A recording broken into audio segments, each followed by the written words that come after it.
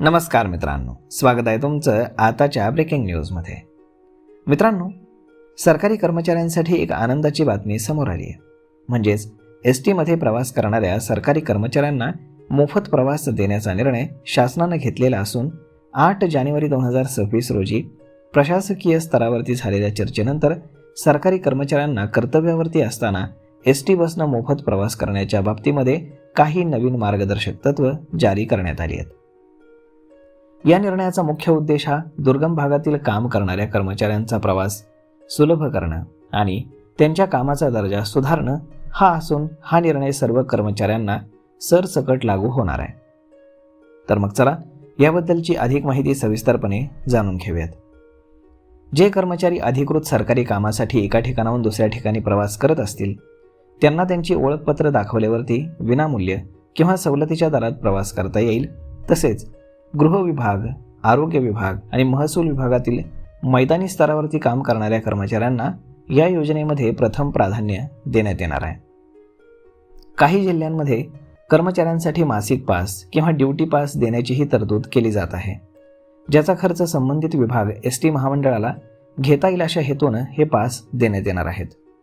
खाजगी वाहनांचा वापर कमी करून STने प्रवास केल्यास सरकारी इंधन आणि भत्त्यातील खर्च कमी होईल आणि ग्रामीण आणि डोंगरी भागामध्ये रेल्वेची सुविधा नसल्यानं ST हा एकमेव पर्याय आहे जिथे काम करणाऱ्या शिक्षक किंवा ग्रामसेवकांसाठी किंवा तलाठ्यांसाठी ही सवलत फार मोठी ठरणार आहे. कर्मचाऱ्यांच्या प्रवासाचा खर्च सरकार थेट महामंडळाला देणार असून STच्या उत्पन्नामध्ये देखील त्यामुळे भर पडेल.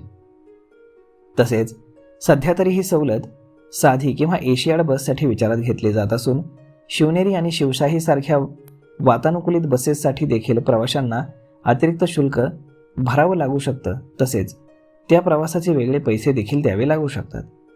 वैयक्तिक प्रवासासाठी ही सवलत नसून केवळ कार्यालयीन कामासाठी आहे आणि त्याचबरोबर वैयक्तिक किंवा कौटुंबिक प्रवासासाठी देखील ही कर्मचाऱ्यांसाठी सवलत नसेल. त्यासाठी पूर्ण तिकीट हे काढावं लागेल.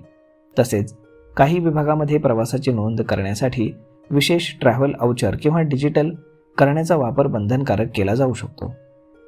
त्यामुळे या निर्णयाला सरकारी कामाची गती वाढवण्यास मदत होईल अशी अपेक्षा सध्या व्यक्त केली जाते.